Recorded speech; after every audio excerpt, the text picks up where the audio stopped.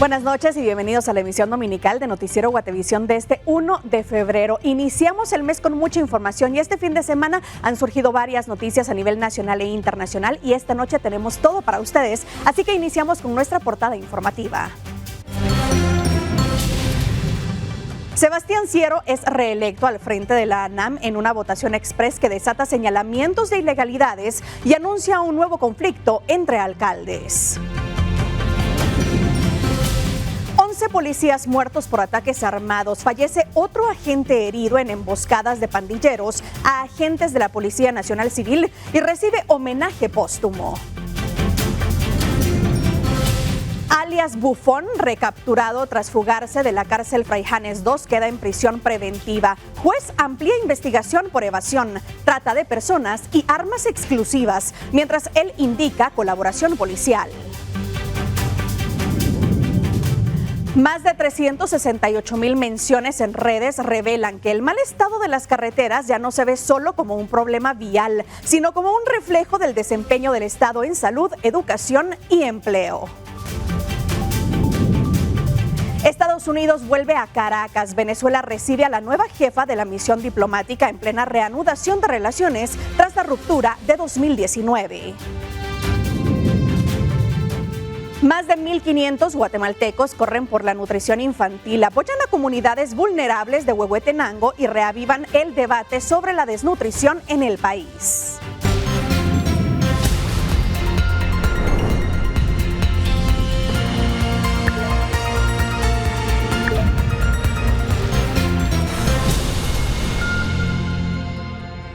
Qué gusto poder iniciar febrero con su compañía para informarles sobre las noticias que marcaron la jornada de este fin de semana. Soy Paula Osaeta y junto a Doris Parada en la interpretación de lengua de señas y un gran equipo de periodistas, estamos listos para informarle durante los próximos 60 minutos, así que comenzamos. Y quiero contarle que la mañana de este sábado un tráiler volcó en el kilómetro 45.5 de la ruta antigua de Palín-Escuintla. Bomberos voluntarios acudieron al lugar del incidente, evaluaron al conductor, quien salió ileso y fue identificado como Elder Josué Polanco, de 28 años. El vehículo de transporte pesado se dirigía hacia Escuintla e iba cargado de tarimas. Un incidente similar ocurrió la mañana de este domingo en el kilómetro 149 de la ruta CA2 Occidente en San Antonio, Suchitepeques. Allí un tráiler volcó, solo se reportaron daños materiales y brigadas de Provial alternaron el paso del tránsito vehicular. Y bomberos voluntarios de la 10ª compañía acudieron al Boulevard Liberación bajo los puentes Gemelos. Allí hallaron a un hombre quien ya no contaba con signos vitales y tenía múltiples traumas, lo cual se presume le habría causado la muerte. Se trata de un hombre de entre 35 y 40 años cuya identidad no pudo ser establecida. Vestía camisa de cuadros color verde, pantalón de gabardina de color beige y no tenía zapatos. Y 2 postes fueron derribados por 2 vehículos este fin de semana. El primer incidente ocurrió ayer por la mañana cuando una camioneta gris se empotró en las charcas y derribó un poste. En las imágenes se observa a personal de limpieza de la municipalidad y el vehículo con daños considerables en la parte frontal. En la madrugada de este domingo, otro carro se empotró en un poste de energía eléctrica en la vuelta de la Mega Frater con dirección hacia el Boulevard San Cristóbal. Para realizar los trabajos de limpieza y retiro del poste fue necesario habilitar un carril reversible.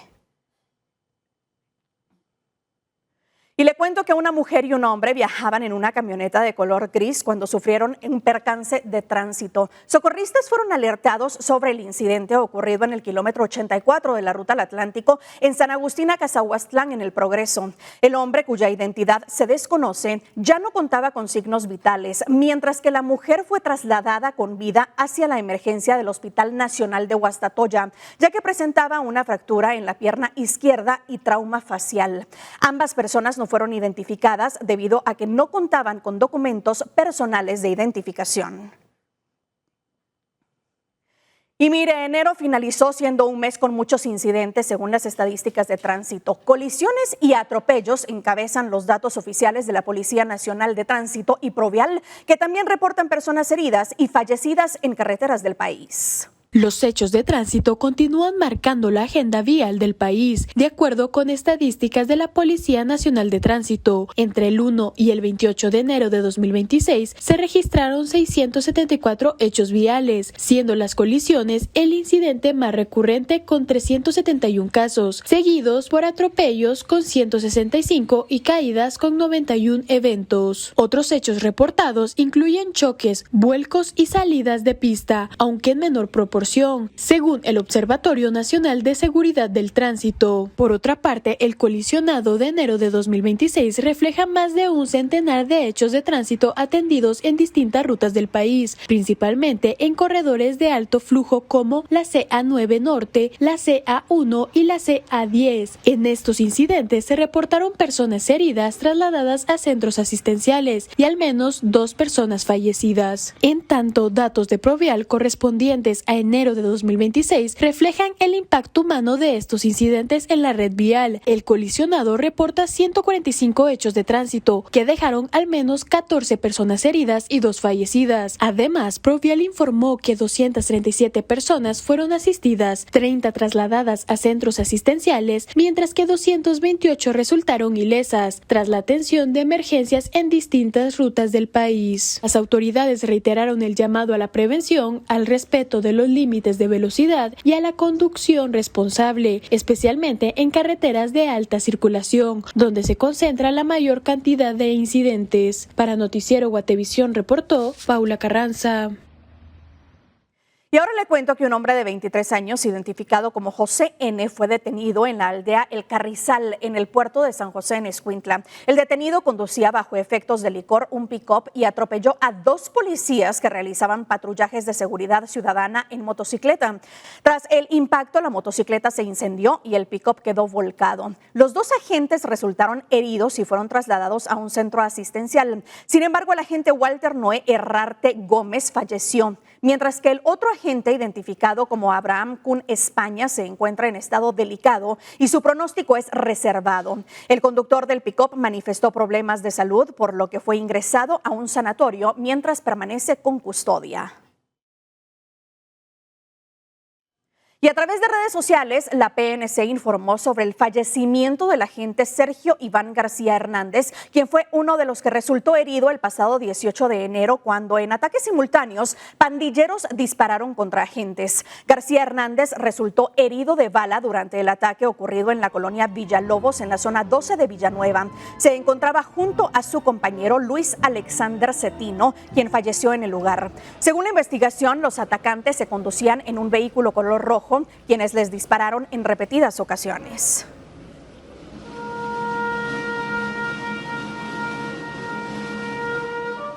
Y tras la mayor incautación de cocaína registrada en Guatemala, las autoridades investigan los controles y posibles vínculos del cargamento de droga localizado en Puerto Quetzal, Escuintla. Se trata de 4.9 toneladas de cocaína ocultas en contenedores provenientes de Costa Rica.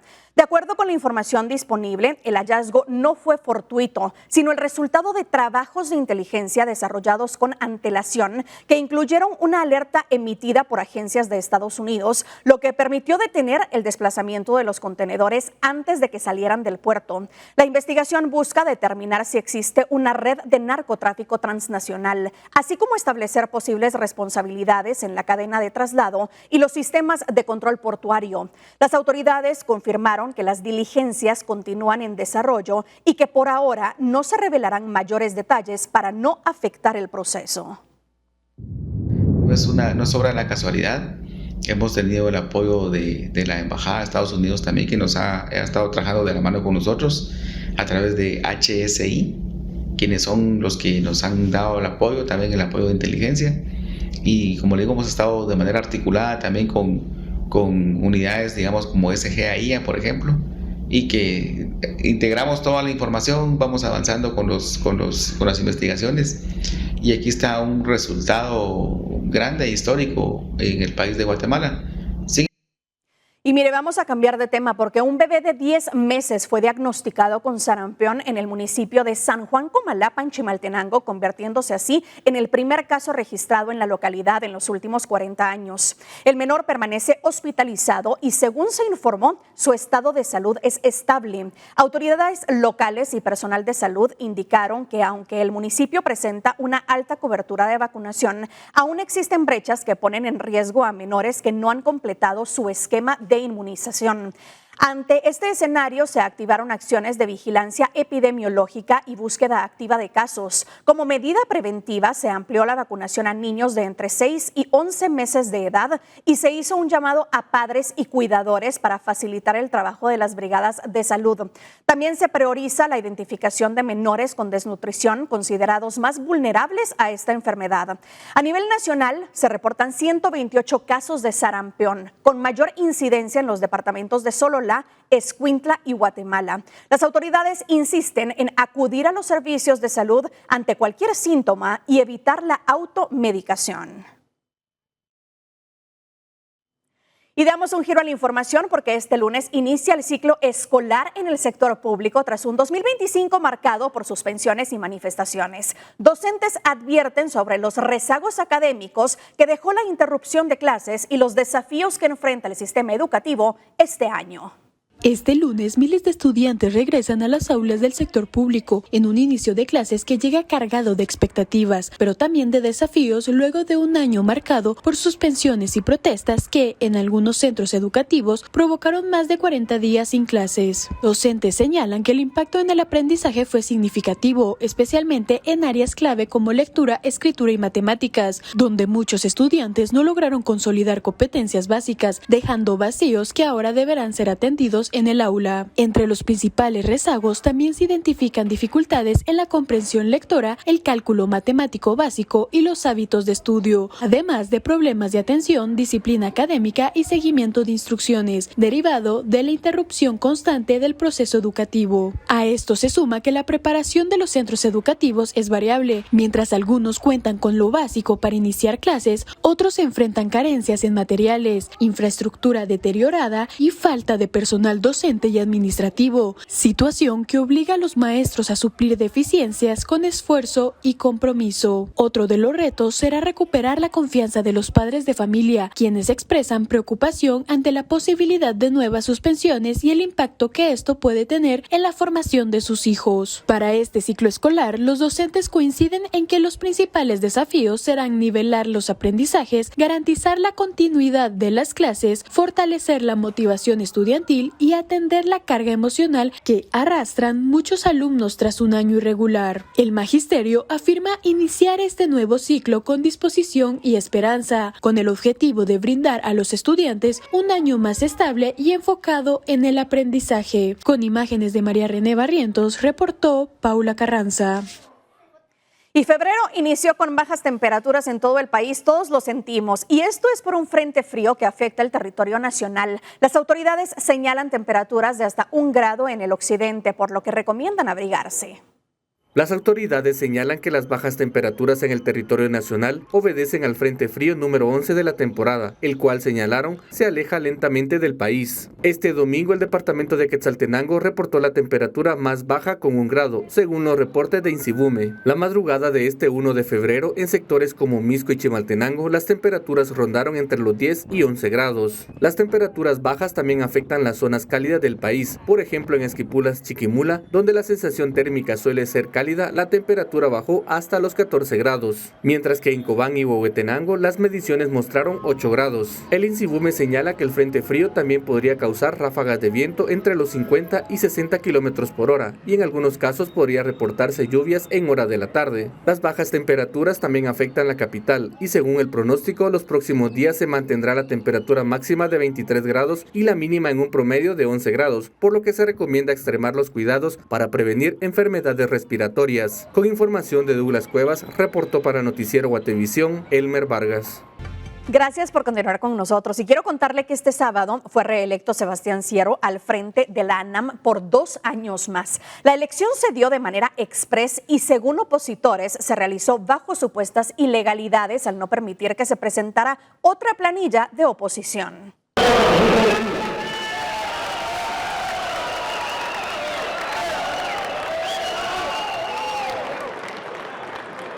Así celebró Sebastián Ciero, alcalde de Santa Catarina Pinula, su reelección al frente de la ANAM para el periodo 2026-2028. Para la elección de la Junta Directiva únicamente se presentó una propuesta liderada por Ciero, la cual no tuvo oposición. La mayoría de alcaldes en asamblea mostraron su apoyo y lo reeligieron en el cargo. Y habiendo agotado el procedimiento, me permito consultar a la asamblea si efectivamente podemos dar inicio a esta y dar por agotada teniendo una única planilla. Por favor, levante su mano la mayoría.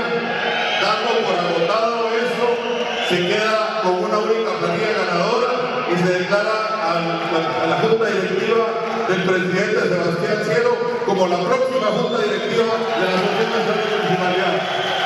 Muchas gracias. Un incidente ocurrió durante la asamblea cuando el alcalde Enrique Arredondo de Nueva Santa Rosa y Juan Carlos Pellecer de San Juan Zacatepeques ingresaron al salón para presentar su propuesta conjunta y de esta manera competir por la junta directiva de la ANAM. Sin embargo, se les indicó que el tiempo de presentación ya se había agotado. Momentos tensos se vivieron cuando los dos funcionarios cuestionaron la forma en que procedió la Junta Electoral y que no se les permitió participar en la contienda para estar al frente de la ANAM para los próximos 2 años. Ante la reelección de Ciero al frente de la Junta Directiva de la ANAM, sus opositores cuestionaron la forma express de la elección, sin respetar los estatutos de la organización y anunciaron acciones legales. Hoy han asaltado a Guatemala, pero que quede se claro. han robado, miren, aquí está la planilla. Esta hoja me la dieron 10 minutos antes de que convocaran. 10 minutos antes de que convocaran, de que llamaran a la planilla, me dieron la hoja. Aquí está todos, los 22 representantes de cada departamento. Y les voy a decir una cosa, ellos no tienen una planilla porque no tienen a nadie de Jalapa ahí. No tienen a nadie de Izabal tampoco, y los estatutos dicen que tiene que haber un representante por departamento para poder integrar planilla. No, penales vamos a poner, porque si tienen uno de Jalapa es porque falsificaron la firma, y si tienen uno de Izabal es porque falsificaron la firma. Entonces, esto no se va a quedar acá, nosotros vamos a meter un amparo en la corte, porque esta es hoy una violación a cualquier cosa, para cualquier sistema existente. Hoy violaron nuestros derechos a participar, hoy se robaron la ANAM. Esta ANAM es ilegítima, esta ANAM es un robo, esta ANAM es un abuso de poder. El alcalde Sebastián Ciero respondió a los señalamientos de sus opositores. Ustedes pudieron presenciar la asamblea, se pidió que se presentaran las planillas, nosotros presentamos la nuestra. La otra parte pidió que querían una prórroga porque necesitaban más tiempo para conformar la planilla. La convocatoria de esta asamblea se hizo hace más de un mes, que es lo que establece los estatutos. Yo creo que en un mes uno tiene suficiente tiempo para poder conformar planilla. Lo que ellos no hicieron en un mes no lo iban a hacer en 2 minutos, y aquí eso es al final la explicación, pero hay que irnos a lo que dice la ley, lo que dicen nuestros estatutos. Nuestros estatutos dicen que se tienen que presentar las planillas, y si ellos no contan con su planilla lista, pues ahí sí que eso ya no es algo que nos incumba a nosotros. Esto lo que dice es que los alcaldes tienen el apoyo acá, y lo que le demuestra es que por tener ese tipo de actitudes de prepotentes, ustedes vieron cómo se subieron al escenario, arrancar el micrófono y más, por cosas como esas que los alcaldes no los apoyamos. Al concluir la asamblea, Ciero manifestó supuestas presiones por parte del Ejecutivo contra algunos alcaldes. Al ser consultados, Comunicación Social de la Presidencia señaló que cualquier versión sobre presuntas presiones no responde a una política ni a una acción institucional del gobierno. Con imágenes de José Sánchez y Esvin García, reportó para Noticiero Guatevisión, Elmer Vargas. Y en otros temas, una solicitud de retiro de antejuicio planteada por la diputada Andrea Reyes en contra del juez séptimo penal Freddy Orellana fue rechazada in limine por parte de la Corte Suprema de Justicia. La acción legal fue planteada cuando el juzgador ordenó la cancelación del partido Semilla. El requerimiento contra el juzgador fue presentado por la diputada en calidad de mandataria judicial con representación de la agrupación política. De acuerdo con lo resuelto por la Corte, señala que no se observó un actuar desapegado a la ley, sino la facultad propia de los jueces de actuar dentro de los procesos que son sometidos a su conocimiento. Consecuentemente, al no estar fundamentada la denuncia en elementos de convicción que permita corroborar los hechos denunciados, se evidencian motivaciones espurias en su planteamiento, señala la resolución. Y una carta firmada por 2 magistrados titulares y una suplente de la Corte de Constitucionalidad enviada a la presidenta de ese organismo busca que se conozcan acciones legales contra las elecciones del Colegio de Abogados convocadas para el próximo 4 de febrero. 3 magistrados de la Corte de Constitucionalidad solicitaron a través de una carta enviada a la presidenta Leila Lemus que se programe conocer 2 amparos que cuestionan las elecciones del Colegio de Abogados y Notarios para la designación de magistrados constitucionales. Con fecha 30 de enero se firmó la solicitud por los magistrados titulares Dina Ochoa y Roberto Molina Barreto, además de la magistrada suplente Claudia Paniagua. Las 2 acciones legales cuestionan la convocatoria del CANG, que llamó para las elecciones que buscan definir sus representantes para la nueva Corte de Constitucionalidad. La duda alrededor de la convocatoria es porque se hace el llamado al voto a los profesionales de las carreras afines. A criterio de los inconformes, en este evento de elecciones solo le compete la participación a los abogados. La convocatoria del CANG llama a los agremiados a participar en los comicios que buscan definir de manera democrática un puesto de magistrado titular y un suplente para la Corte de Constitucionalidad para el periodo 2026-2031. La convocatoria está programada para este miércoles 4 de febrero, pero en caso la decisión no se defina en un solo evento, el CANG también mantiene el 12 de febrero para una potencial segunda vuelta. En redes sociales, el CANG publicó un comunicado en el que reafirma su rechazo a cualquier intento de exclusión de profesionales de ciencias afines en el proceso electoral, esto para designar a magistrados titulares y suplentes de la Corte de Constitucionalidad. Con información de Douglas Cuevas, reportó para Noticiero Guatevisión, Elmer Vargas.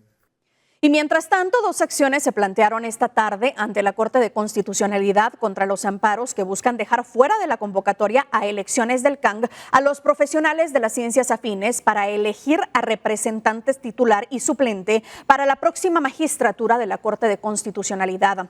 El primero fue interpuesto por el diputado José Chic, quien señala presuntos intereses políticos y que todos los profesionales agremiados al CANG deben participar en los comicios del 4 de febrero. El otro recurso fue interpuesto por los abogados Ovidio Orellana y Ana Vilma Díaz, candidatos a magistrados titular y suplente de la CC, y que participarán en los comicios. Señalan que los magistrados que enviaron una carta a la presidenta de la CC, Leila Lemus, para conocer los amparos, deben apartarse del proceso. Pero nos sorprende que incluso hay parte de los amparistas que han participado en estos procesos de elección en el Colegio de Abogados y Notarios de Guatemala, entonces creo que no se debe restringir la participación de las ciencias afines. Las ciencias afines sí deben de votar en las elecciones que ya están programadas, argumentando básicamente que ellos, como los abogados y notarios, son miembros de nuestro colegio por mandato constitucional y legal.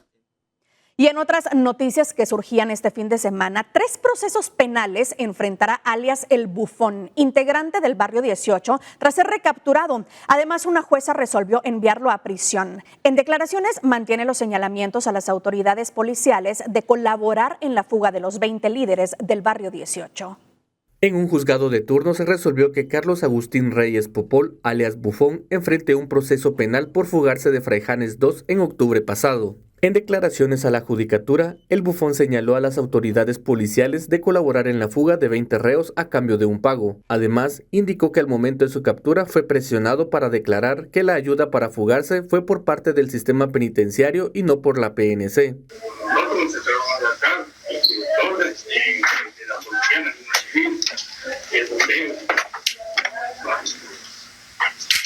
A nosotros nos sacaron informados de la policía, salen a veces. Yo eso cuando me agarraron, y por eso me metieron a una patrulla. Neta agarraron, ya no me agarraron. Porque ellos no querían que yo le quiera, que había sido la PNC. A mí, ellos mismos, cada vez que yo les decía que era la PNC, me pegaban solo, me pegaban en la cara, me pegaban en el cuerpo. Me dijeron ellos que yo tenía que decir que había sido los del sistema. Yo les dije, si yo no me sacaron a mí, si a mí no se me fueron a saltar, no se fueron a saltar, fueron los de la PNC. Y uno de ellos era Botel, el director de la PNC. Cuando yo les decía así, me agarraban porque aquí había uno, aquí había otro, aquí estaba el otro. Me ponían los tiros en la patrulla, me empezaron los niños, me empezaron a pegar, y me dijeron, te voy a torturar, te voy a parar el cuello, te vas a ver. El bufón fue enviado a prisión al preventivo para varones de la zona 18 y se dio un plazo de 2 meses y 25 días al MP para ampliar las investigaciones. El caso seguirá a cargo del Juzgado Cuarto Penal, quien deberá fijar la fecha para el desarrollo de la audiencia de etapa intermedia. Por las declaraciones del bufón, se pidió una postura a las autoridades policiales, quienes señalaron que son las declaraciones de terroristas condenados en varias ocasiones y que ellos pueden decir lo que se les digan o asesoren y que el aporte real de la investigación lo hace el Ministerio Público. Además, se conoció que el bufón enfrentará 2 procesos más, uno por el reclutamiento de menores y otro por portación ilegal de armas de fuego, las cuales le fueron decomisadas al momento de su captura. Y esta semana el Consejo Superior Universitario convocó a la elección de magistrado titular y suplente para la Corte de Constitucionalidad. Además, el Congreso aprobó de urgencia nacional la ampliación presupuestaria y aprobó cambios a los CODEDES. Y la Comisión de Postulación cerró el proceso de recepción e inició la revisión de expedientes para magistrados al TSE. Esto y más lo revisamos en la semana en detalle.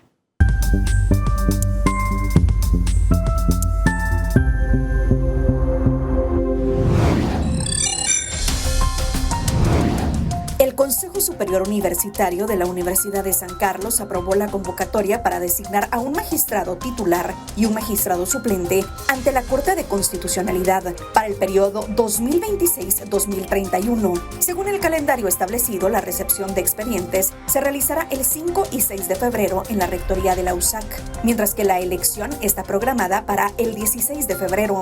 Sin embargo, tras la aprobación de la convocatoria, se presentó un amparo ante una sala de lo contencioso administrativo que busca suspender el proceso, argumentando que algunos integrantes del CSU tienen periodos vencidos. La sala deberá analizar el caso y decidir en los próximos días si otorga un amparo provisional, mientras la convocatoria continúa vigente.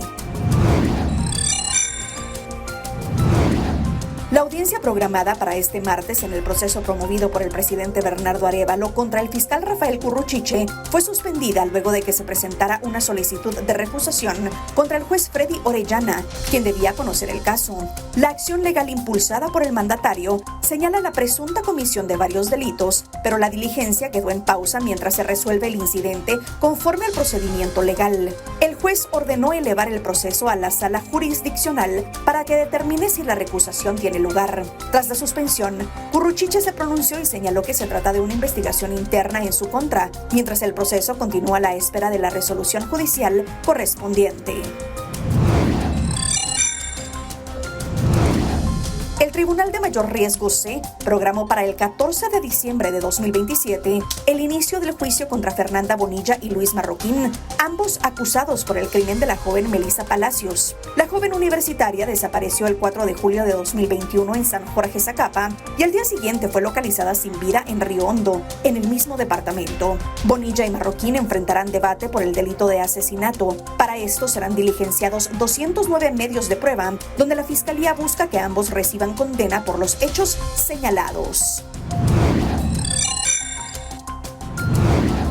Tras una extensa sesión que se prolongó desde las 3 de la tarde hasta pasada la medianoche del 28 de enero, el Congreso aprobó una ampliación presupuestaria por 9.326 millones de quetzales, elevando el presupuesto del Estado a más de 164.000 millones. La jornada incluyó la discusión y aprobación de cambios a los consejos departamentales de desarrollo, marcada por tensiones, abucheos y cruces verbales entre diputados. Ya entrada la noche y mediante una moción privilegiada, la ampliación fue incorporada a la agenda y aprobada con 128 votos a favor, cerrando una sesión caracterizada por el desgaste del Pleno, desorden en la lectura del dictamen y fuertes divisiones entre bloques parlamentarios. La Comisión de Postulación para Magistrados del Tribunal Supremo Electoral cerró la recepción de expedientes con un total de 181 aspirantes que buscan integrar la nueva autoridad electoral para el periodo 2026-2032. Entre los postulantes figuran el exdiputado Luis Linares Beltranena y el actual magistrado Gabriel Aguilera, quien busca su reelección tras 12 años en el cargo. Este jueves 29 de enero inició la verificación del cumplimiento de requisitos legales y administrativos. De este proceso saldrán 20 candidatos, de los cuales el Congreso elegirá a 5 magistrados titulares y 5 suplentes, que asumirán funciones el 20 de marzo y tendrán a su cargo la organización de las elecciones generales de 2027 y de 2031.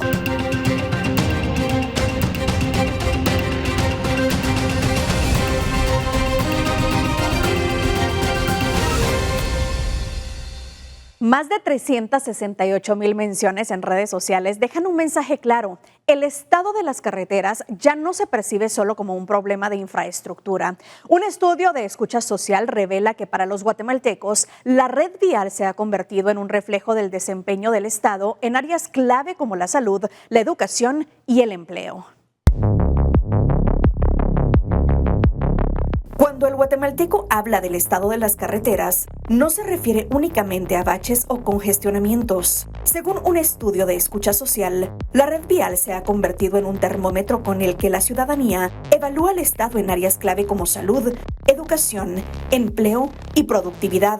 El análisis realizado por Data Lab con herramientas especializadas de monitoreo digital entre noviembre de 2024 y diciembre de 2025 evidencia que las carreteras dejaron de ser un tema técnico para convertirse en un reflejo del malestar ciudadano. Para la población, el deterioro vial impacta directamente en la vida cotidiana, desde llegar al trabajo hasta acceder a servicios esenciales. Los resultados muestran una percepción mayoritariamente negativa.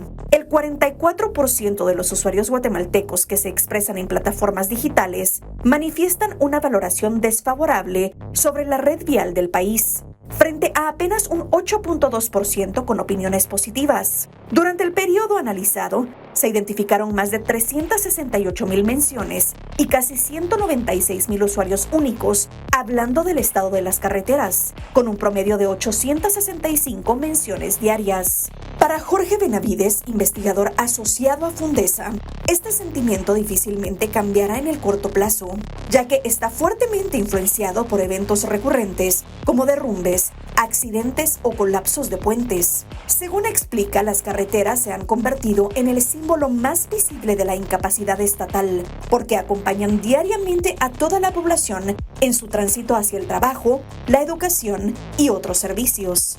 David Casasola, investigador del CIEN, coincide en que la infraestructura vial es un problema que los ciudadanos experimentan de primera mano, especialmente cuando viajan al interior del país. En la conversación digital, el daño físico de las carreteras se asocia también con corrupción, mal uso de recursos públicos, falta de planificación y abandono institucional. Salud y educación encabezan los principales reclamos vinculados al deterioro vial. En el caso de la salud, los usuarios destacan que el mal estado de las carreteras dificulta el acceso oportuno a servicios médicos, convirtiéndose en muchos casos en una cuestión de vida o muerte.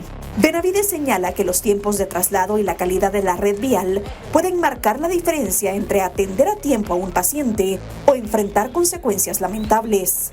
Ronald Peláez, investigador del Centro de Estudios Urbanos y Regionales de la Universidad de San Carlos, advierte que la saturación vial agrava las emergencias, especialmente en el área metropolitana, donde incluso ambulancias con derecho de vía enfrentan serias dificultades para avanzar. En contextos de sismos o lluvias intensas, el colapso de las carreteras ha impedido el paso de ambulancias y transporte público, transformando el problema vial en una crisis de salud pública. La educación también figura entre los reclamos más frecuentes. Los usuarios consideran que el deterioro de las carreteras forma parte de una queja estructural más amplia relacionada con la falta de inversión y el abandono institucional. En áreas urbanas, la congestión obliga a muchos estudiantes a salir de madrugada para llegar a clases, afectando su descanso y rendimiento académico. En zonas rurales, los riesgos aumentan por derrumbes, caminos dañados y lluvias, exponiendo a estudiantes a recorridos peligrosos y prolongados. El impacto se extiende a la productividad y al empleo. De acuerdo con el informe, el deterioro vial provoca pérdidas de tiempo, dificultades para trabajar y mayores costos de transporte, afectando directamente el ingreso familiar. Benavides explica que la jornada laboral ya no se limita a 8 horas, sino que se extiende hasta en un 40 o 50% adicional debido al tiempo en el tránsito. Ese tiempo perdido repercute en la convivencia familiar, el desarrollo personal y la calidad de vida. La conversación digital también está marcada por la desconfianza y las sospechas de corrupción. Los usuarios cuestionan la inversión de millones de quetzales sin resultados visibles, las obras inconclusas y la falta de sanciones. En este debate, la figura presidencial concentra gran parte de las exigencias ciudadanas. El presidente es la autoridad más mencionada cuando se habla de carreteras, acumulando casi el 19% de la conversación digital. Los usuarios demandan respuestas, rendición de cuentas y acciones concretas, asociando el tema vial con problemas estructurales del país. El estudio concluye que para los guatemaltecos, las carreteras no solo reflejan el estado de la infraestructura, sino también la capacidad del Estado para responder a las necesidades básicas de la población y generar confianza en sus autoridades. Con información de Mauricio Álvarez para Noticiero Guatevisión, Paula Osaeta. Y ahora es momento de conocer esas noticias increíbles que llamaron la atención y dieron de qué hablar. Esto es Mundo Insólito. Una tragedia conmocionada. 10 personas muertas y 46 highway y terminó volcado entre los árboles.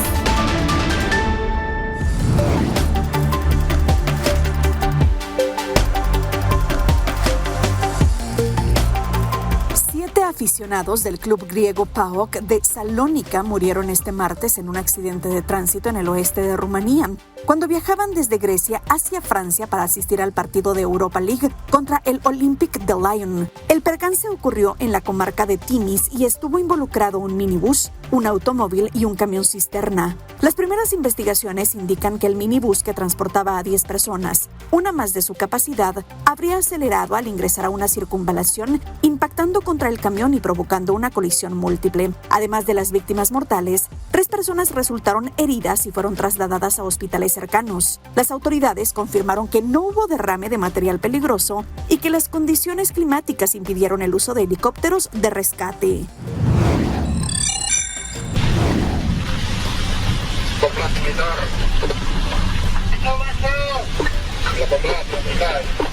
Un deslizamiento de tierra arrasó una mina de níquel en Halmahera, oriental Indonesia, obligando a decenas de trabajadores a correr para salvar sus vidas, como quedó grabado en este video. La emergencia dejó 3 mineros sepultados, 2 fallecieron y 1 continúa desaparecido, mientras equipos de rescate mantienen las labores en una zona de difícil acceso. Autoridades investigan las causas del derrumbe y evalúan los riesgos en la operación minera, en medio de la preocupación por la seguridad laboral en esta región rica en recursos naturales.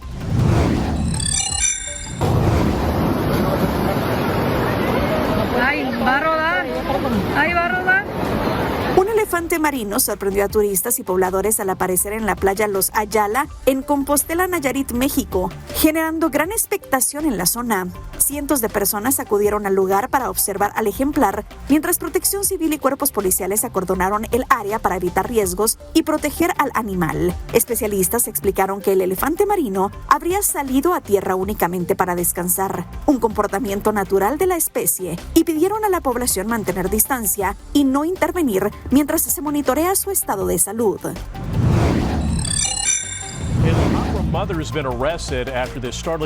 Una madre fue arrestada en la ciudad de Fullerton, California, luego de que su hijo de apenas 19 meses cayera de una camioneta en movimiento en un hecho captado en un video que ha causado impacto. Las imágenes muestran cómo, al girar en una intersección, la puerta del copiloto se abre y el menor cae al asfalto, obligando a la conductora a detenerse de forma repentina. La mujer bajó del vehículo, recogió al niño y se retiró del lugar. Tras la denuncia de un testigo, la policía localizó a la madre y al menor, quien sufrió heridas por la caída y fue hospitalizado, aunque se espera que se recupere. El caso continúa bajo investigación por presunto abuso infantil. Una tragedia conmocionada. 10 personas muertas y 46 highway y terminó volcado entre los árboles.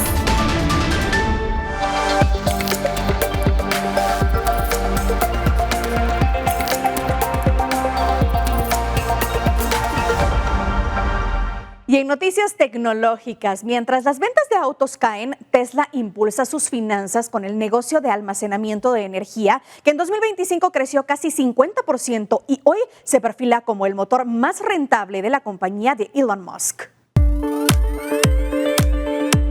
Ni los autos eléctricos ni los proyectos de inteligencia artificial El negocio más rentable de Tesla hoy es el almacenamiento de energía. La empresa de Elon Musk cerró 2025 con una caída del 45% en sus beneficios, golpeada por la baja en las ventas de vehículos eléctricos. Sin embargo, su división de baterías y sistema de almacenamiento evitó un balance aún más negativo y se consolidó como el principal motor financiero de la compañía. Según reportes presentados ante la Comisión de Bolsa y Valores de Estados Unidos, Tesla desplegó 46.7 gigavatios hora en sistemas de almacenamiento energético durante 2025, un crecimiento del 48% respecto al año anterior. Productos como Megapack y Powerwall generaron un margen bruto anual de $3.800 millones, con una rentabilidad cercana al 30%, casi el doble de lo que deja la venta de autos. Más de 1 millón de baterías Powerwall instaladas en hogares han permitido ahorros estimados en $1.000 millones anuales en electricidad,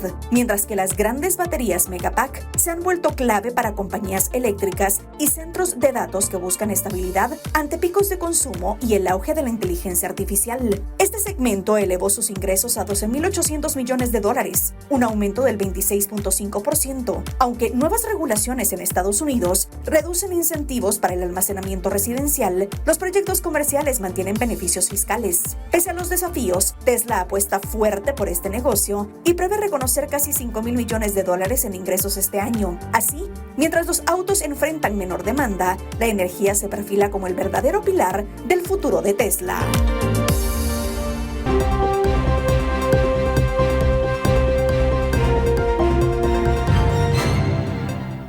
Ya estamos de vuelta con lo que sucede en el mundo. El presidente electo de Chile, José Antonio Kast, visitó la megacárcel de pandilleros en El Salvador y pidió al mandatario Nayib Bukele cooperación para reforzar la seguridad y el sistema penitenciario chileno.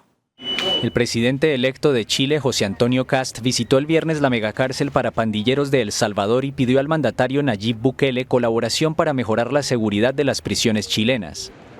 Las visitas al centro de confinamiento del terrorismo SECOT forman parte del protocolo habitual de los invitados especiales de Bukele. Pero también queremos pedirle la colaboración a ustedes en temas de mejorar nuestro sistema penitenciario, en conocer mejor su sistema de derecho penal, no necesariamente, como decía usted, haciendo lo mismo, sino que de acuerdo a nuestra realidad poder perfeccionar. De su lado, Bukele manifestó que salvadas las diferencias entre ambos países, lo que puede hacer El Salvador es aportar su experiencia. Lo menos que podemos hacer es aportar y mostrar lo que nosotros hemos hecho acá, presidente, para que ustedes tomen lo que ustedes consideren que aplica. Kast, quien sostuvo que desde algunos penales chilenos se organiza el crimen, llegó en helicóptero al SECOT, prisión que visitó por primera vez en 2024 y donde hay unos 15.000 presos. Los presos del SECOT están acusados de pertenecer a las violentas pandillas Mara Salvatrucha y Barrio 18, declaradas terroristas por Estados Unidos. Bukele ejecuta su ofensiva bajo un estado de excepción que autoriza detenciones sin orden judicial, lo que según ONGs de derechos humanos ha llevado al encarcelamiento de inocentes. Casi 91.000 personas han sido capturadas bajo ese régimen y cerca de 8.000 fueron liberadas por falta de pruebas, según cifras oficiales. El SECOT, inaugurado en 2023 con una inversión de $115 millones, cobró notoriedad luego de que Estados Unidos envió el año pasado a migrantes venezolanos que permanecieron allí durante 7 meses. Y las autoridades venezolanas recibieron el sábado a la nueva jefa de la misión diplomática de Estados Unidos, que llegó al país en medio de un proceso de reanudación gradual de las relaciones rotas por Nicolás Maduro en 2019. Venezuela recibió el sábado a Laura Dogu, la nueva jefe de la misión diplomática de Estados Unidos, en un contexto de reanudación de relaciones tras su ruptura en 2019. Esta visita se produce tras la captura de Nicolás Maduro por fuerzas estadounidenses el 3 de enero. Dogu encabezará la misión estadounidense, aunque su rol inicial será como encargada de negocios. Tras su llegada expresó en la red social X su disposición para colaborar. Poco después, el canciller venezolano Iván Gil informó que se reunió con ella para definir una hoja de ruta en temas de interés bilateral. Dogu tiene una vasta experiencia diplomática, habiendo sido embajadora de Estados Unidos en Honduras y Nicaragua y subjefa de misión en México. Altos diplomáticos estadounidenses habían viajado el 9 de enero a Caracas para evaluar la reapertura de la embajada. Tras asumir el poder, Delcy Rodríguez cambió el rumbo de la relación con Washington, cediendo el control del petróleo y anunciando medidas como una amnistía general y el cierre de la cárcel del Helicoide, un centro denunciado por torturas. A pesar de años de tensiones, la relación parece estar mejorando bajo la gestión de Rodríguez, quien impulsa reformas internas y busca reanudar vuelos comerciales suspendidos desde 2019 en un esfuerzo por normalizar la interacción entre ambos países. Y los costarricenses acudieron este domingo a las urnas para elegir presidente y diputados en una jornada marcada por la creciente preocupación por la violencia ligada al narcotráfico. La oficialista Laura Fernández partía como favorita, impulsada por un discurso de mano dura y por la continuidad del gobierno saliente de Rodrigo Chávez. Más de 3,7 millones de ciudadanos fueron convocados a votar, mientras en San José y otras ciudades se vivía un ambiente de expectativa a la espera de los primeros resultados oficiales. Fernández busca alcanzar el 40% de los votos para ganar en primera ronda y evitar una segunda vuelta prevista para el 5 de abril, en un proceso que podría redefinir el rumbo político del país.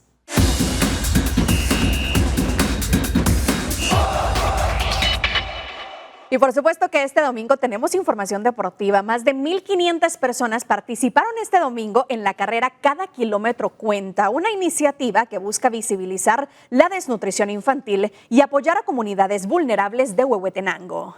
Bajo el lema Cada Kilómetro Cuenta, más de 1,500 corredores se sumaron este domingo a una carrera solidaria que combinó el deporte, conciencia social y apoyo directo a comunidades afectadas por la desnutrición infantil en Guatemala. La actividad se desarrolló en el circuito Reforma con recorridos de 5 y 10 kilómetros y reunió a familias, atletas, estudiantes y voluntarios que, además de participar en la carrera, recibieron información sobre la realidad que viven miles de niños en zonas rurales del país. Organizadores explicaron que el objetivo de la carrera es representar de manera simbólica las distancias que muchas familias deben recorrer a diario para acceder a servicios básicos como agua, alimentos y atención médica, especialmente en comunidades montañosas y de difícil acceso en Huehuetenango. Queremos representar, ¿verdad?, cómo es el acceso. Muchas comunidades están a 5 o 10 kilómetros, que nos parecerá, digamos, sencillo o corto en una distancia de vehículo, pero cuando lo hacemos a pie, cuando lo hacemos caminando, realmente son distancias largas en la montaña, que es lo que día a día viven muchas personas que viven en estas comunidades. Entonces queríamos hacer esta analogía. Durante la jornada, el área del obelisco se convirtió en un punto de encuentro con módulos informativos, espacios educativos y actividades para familias, donde se destacó la importancia de abordar la desnutrición desde un enfoque integral. Los fondos recaudados en esta primera edición serán destinados a proyectos de agua y saneamiento ambiental. Me encanta el lema que usaron para esta carrera, que dice cada kilómetro, cada paso cuenta. Entonces creo que por ahí podemos iniciar, aunque sea un pequeño paso, hace la diferencia para nosotros y para nuestra Guatemala. Con esta actividad, los organizadores buscan mantener en la agenda pública el problema de la desnutrición infantil y promover la participación ciudadana. Con imágenes de Moisés Sheck, reportó Paula Carranza. Y se completó una intensa jornada del fútbol nacional con empates vibrantes, triunfos clave y goles decisivos que siguen moviendo la tabla y apretando la lucha en el Clausura 2026. Los detalles con nuestro compañero Kevin Gordillo. La jornada dejó partidos intensos y resultados que siguen moviendo la tabla en el fútbol nacional. En el primer encuentro, Misco y Cobán Imperial empataron 1-1 en un duelo muy disputado donde ambos equipos tuvieron opciones claras, pero terminaron repartiendo puntos.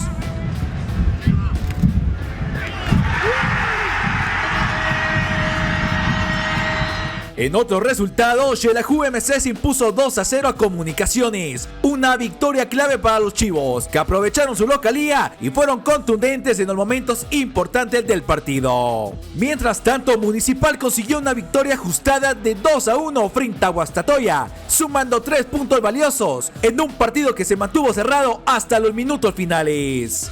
Por su parte, Marquense y Antigua GFC igualaron 1-1 en un encuentro parejo, con mucha lucha en el medio campo y pocas concesiones defensivas. Aurora fue protagonista en la jornada 4 del Clausura 2026, imponiéndose 1-0 ante Malacateco, en un partido intenso y muy disputado de principio a fin. El momento clave llegó al minuto 40, cuando Alejandro Galindo apareció en el área para marcar el gol decisivo. Una anotación que terminó inclinando la balanza a favor de los aurinegros. A partir de ahí, Aurora mostró orden, carácter y solidez defensiva, controlando los intentos de reacción de Malacateco y defendiendo con inteligencia la ventaja hasta el pitazo final. Galindo no solo fue el autor del gol, sino también tuvo una actuación determinante, siendo pieza clave en el funcionamiento del equipo durante el encuentro. Así se vivió la jornada llena de intensidad, goles y resultados que siguen apretando la lucha en el campeonato nacional. La tabla se mueve y cada punto comienza a ser decisivo en esta fase del torneo. Con imágenes de Edwin García, informó para Noticiero Guatevisión Kevin Gordillo. Llegamos así al final de esta hora de noticias, como siempre agradeciendo su compañía. Les recuerdo que hay más noticias en nuestras plataformas digitales y en nuestras emisiones de la 1 de la tarde y 9 de la noche. Le deseo una excelente semana, que descanse.